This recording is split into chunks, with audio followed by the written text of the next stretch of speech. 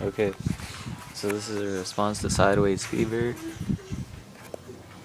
Now, when you're talking about pipe, are you talking about let's see, this bolt? So tell me, because it's the only thing I see. Everything else is pretty chill, but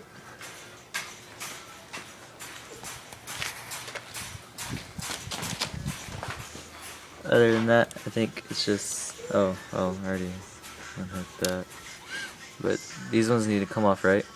The top, or like the gas valves and whatever. But